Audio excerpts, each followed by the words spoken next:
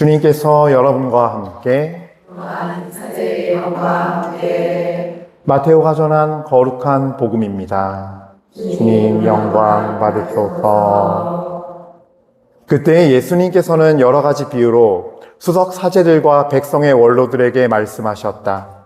하늘나라는 자기 아들의 혼인잔치를 베푼 어떤 임금에게 비길 수 있다.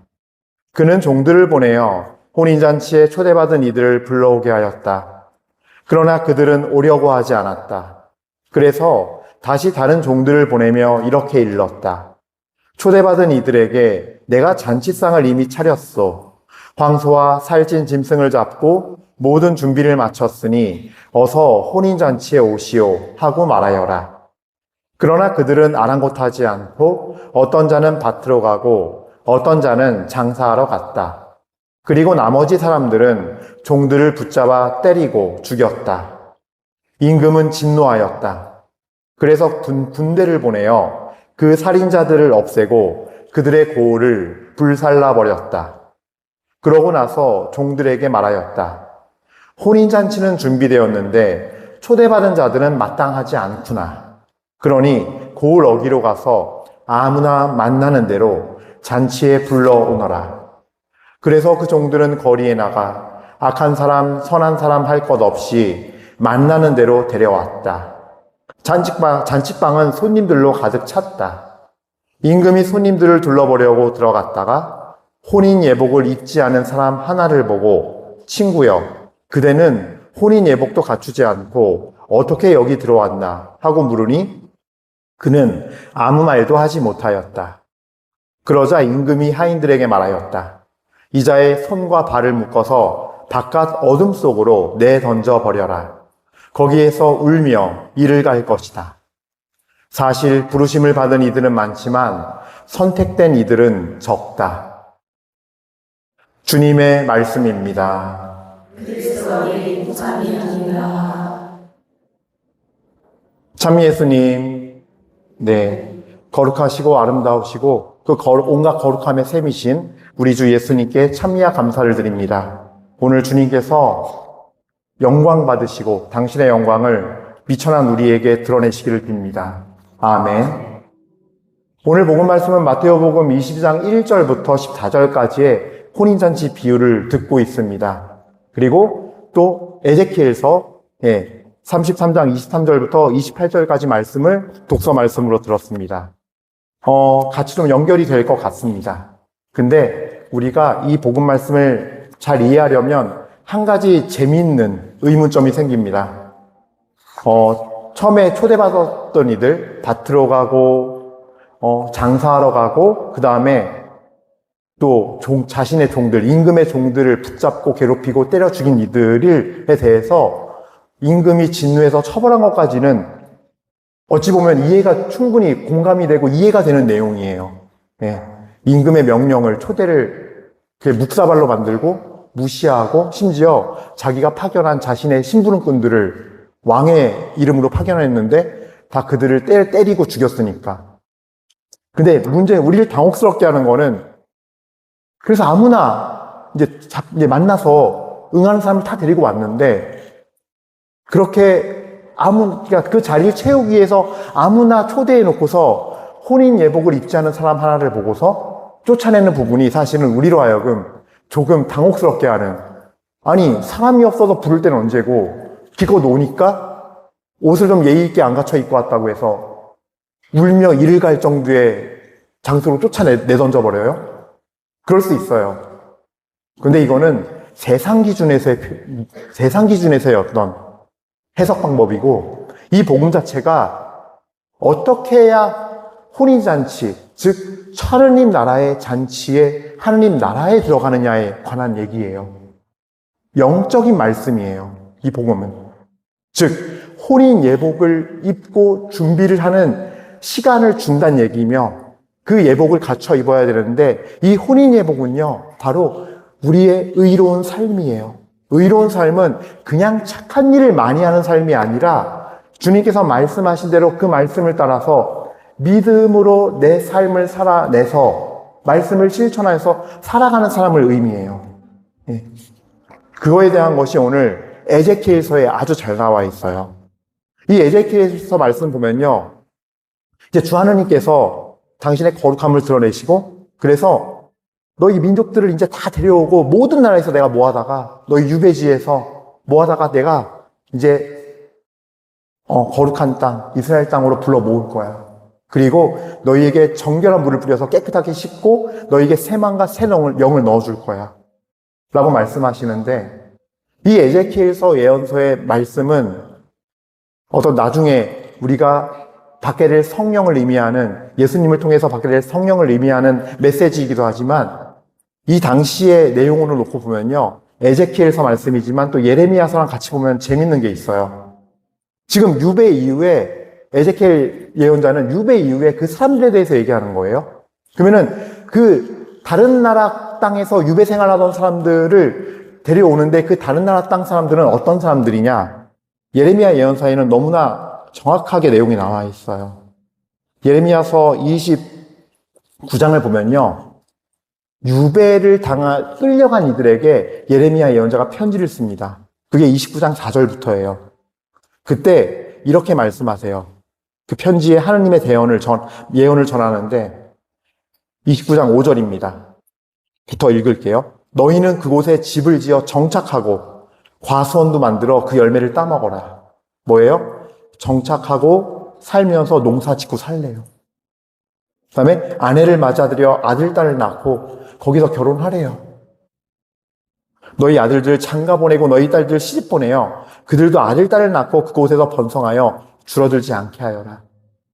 계속 가정을 꾸리고 너희 이스라엘 백성들을 늘리라는 거예요. 또한 너희는 내가 너희를 유배 보낸 그곳에서 그 성읍의 평화를 구하고 그 성읍을 위하여 주님께 기도하여라. 너희의 평화가 그 성읍의 평화에 달려있다. 쉽게 얘기해서 뭐냐면요, 이때 이스라엘 백성은요, 우리 유다 땅, 거룩한 예루살렘의 성전이 있는 땅을 벗어나서 다른 데 가서 율법이 아닌 다른 나라의 법을 받고 사는 건요, 저주요, 하느님의 벌 받아서 우리가 망하는 거라 생각했어요. 근데 예레미야 예언자는 주님의 말씀을 받아서, 주 야훼 하느님의 말씀을 받아서 전하는데 이 내용이에요.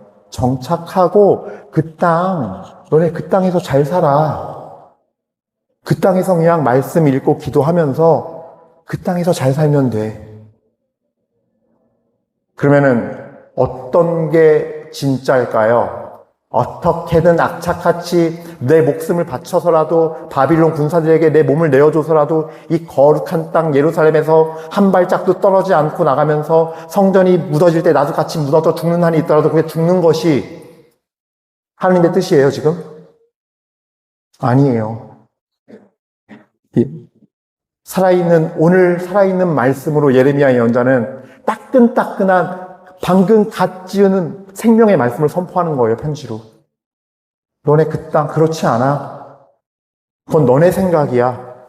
그 으리으리한 예루살렘의 성전, 거기엔 이미 나의 영광이 떠났단다. 에제키엘서의 앞에 나와요. 예루살렘 성전에서부터 어떻게 하나님의 야훼의 영광이 떠나고 이스라엘 땅을 떠났는지가. 에제키엘 예언서에도 처음에 그 내용이에요. 난 너희네가 지은 돌 건물에 안 살아, 더 이상. 난 바빌론으로 너희와 함께 갈 거야. 그리고 너희의 마음을 새롭게 세울 거야. 말씀을 지키면서 살아. 지금 우리도 똑같아요. 복음 제가 읽고 독서 갖고 이제 우리한테 돌아오지만, 여러분, 이때 이 당시의 백성들이 BC 586년에 망할 때 남아있던 이들은 다 흩어지고 병으로 죽고 죽고 그랬어요. 끌려간 사람들이 더 행복하게 살았어요. 정말로. 하나님의 보호하심 아래 있으면서 비록 이국 땅 눈치 보며 눈치밥 먹는 삶이었지만 하나님 안에서 보호를 받으면서 그들의 삶이 또 다른 제2의 광야가 되어서 이끌어졌어요. 근데 우리가 잘 들으셔야 돼요. 우리에게도 이 똥꼬집 부리는 완고함이 있어요. 성전이 중요하고 이 땅 벗어나면 안 되고, 그러면 하나님의 저주가 임하는 거고, 지금 말씀하시는 하나님의 입이 되어서 대언하는 예언을 하는 예레미야는 가짜고 이단이고. 잘 들으세요. 이 이스라엘의 고집스러운 완고함이 예수님 시대 때는 율법학자들과 사제들과 백성의 원로들이었어요. 오늘 복음 시작이 그거예요. 예수님께서는 여러 가지 비유로 수석 사제들과 백성의 원로들에게 말씀하셨다. 이 복음서는 신기하게도 청중이 있는데요. 청중을 꼭 명시하는 편이에요. 제자들에게 말씀하셨다. 사도들에게 말씀하셨다. 군중들에게 말씀하셨다. 네. 이 예수님 시대 때 수석사제들과 율법학자들과 바리사이들도 오로지 자기들의 전통에 매여서 또 다른, 그러니까 BC 586년경이나 이 AD 30년경이나 똑같은 거예요. 희한하게 말씀하시는, 지금 살아서 말씀하시는 하느님이 내려와서 말씀을 해도 그 말씀은 안 들리고 듣지 않아요. 따르지 않아요. 근데 종교적 관습은 잘 지켜요. 오늘날에도 바리사이의 영은 우리에게 내려와 있어요. 근데 공통점이 있어요. 첫 번째로 완고함을, 인간적인 사상에 젖은 완고함을 갖고 있어요. 두 번째로 대가를 바래요. 아니야. 이 백성들도 그랬어요. 예레미야 때, 에제키엘 시대 때. 아니야. 우리가 딱 지키고 이렇게 버티고 하면 하느님께서 우리 안 망하게 해주시고 바빌론이 우리 못 이겨. 우리 그래서 평화 찾을 거고 그런 대가를 얻을 거야. 대가 거래가 있어요. 우리가 이만큼 노력하니까, 이만큼 하니 이만큼 했다는 뭔가를 주실 거야. 지금 우리가 바라는 게 뭐예요? 예레미야 시대 때 백성들, 에제키엘 때 백성들 유배 안 가는 거예요. 이 나라 망하지 않는 거예요. 이 성경 건재한 거예요. 무너지지 않고. 침략받지 않는 거예요. 그 축복 주실 거야. 거래하기 시작해요. 가짜 의로움을. 이 바리사이하고 율법학자들요? 예수님 말씀하시는 거? 아니야. 우리가 이렇게 율법 잘 지키기 때문에 우리는 건재할 거고 잘 살 거야. 우리 방식대로 하면 돼. 예수님께서 이들을 꾸짖습니다. 뭐라고 꾸짖냐? 복음 말씀 보면요. 루카복음 11장 42절에 불행하여라 너희 바리사이들아. 너희가 박하와 운양과 모든 채소는 11조를 내면서 의로움과 하나님 사랑은 아랑곳하지 않기 때문이다. 그러한 11조도 소홀히 해서 안 되지만 바로 이러한 것들을 실천해야 한다. 말씀하시는 하나님의 의로움과 하나님의 뜻과 사랑을 실천하지 않으면서 11조, 율법적인 내용. 우리 이거 잘하면 축복받아. 내가 이거 이만큼 하면은 하나님이 주셔. 열중하고 살아요. 그리고 예수님을, 살아있는 하나님을 배척했어요. 듣지 않아요. 완고해요. 오늘도 이 바리사이의 영은 살아서 한국 가톨릭을 또 굳어지게 만들고 죽이고 있어요. 가짜 이름으로 완고하게 하고 축복받기 위해서 거래하게 만들고 하나님과 협상하게 만들고. 혼인예복은 다른 게 아니에요. 의로움의 옷을 입는 거예요. 그 의로움의 옷은 어떤 것이냐? 자, 말씀을 전하겠습니다. 내가 너희에게 요한묵시록 3장 18절 라오디게이아 교회에게 하신 말씀이에요. 내가 너희에게 권한다. 나에게서 정련된 금을 사서 부자가 되고 흰 옷을 사 입어 너희의 수치스러운 알몸이 드러나지 않게 하고 안약을 사서 눈에 발라 제대로 볼 수 있게 하여라. 자, 불로 정련된 금을 사서 성령의 불로 완전히 여러분들이 주님 앞에서 불세를 받아서 고난과 어려움 속에서 숭고하고 깨끗한 믿음을 지니는 삶. 그것이 금을 사는 거예요. 주님으로부터. 흰옷을 사 입는 건요, 여러분들이 회개하여서 깨끗한 마음으로 선행을 베풀고 하나님의 말씀에 따라 순종하면서 살아가는, 실천하는 삶. 그걸 통해서 흰옷을 사 입는 거예요. 안약을 사서 눈에 재를 바르는 건요, 내가 회개의 눈물과 정화의 눈물로 성화되어서 눈이 깨끗해지는 거예요. 이 삶을 살라는 거예요. 주님께서 우리에게 사실 주시려는 의로움은 다른 것이 아니에요. 또 야고보서 4장에 이렇게 말씀하고 계세요. 야고보서 1장이군요. 1장 말씀입니다. 여러분들, 1장 22절부터예요. 말씀을 실행하는 사람이 되십시오. 말씀을 듣기만 하여 자신을 속이는 사람이 되지 마십시오. 사실 누가 말씀을 듣기만 하고 실행하지 않으면 그는 거울에 자기 얼굴 모습을 비춰보는 사람과 같습니다. 그리고 27절의 말씀입니다. 1장 27절. 하느님 아버지 앞에서 깨끗하고 흠없는 신심은 어려움을 겪는 고아와 과부를 돌봐주고 세상에 물들지 않도록 자신을 지키는 것입니다.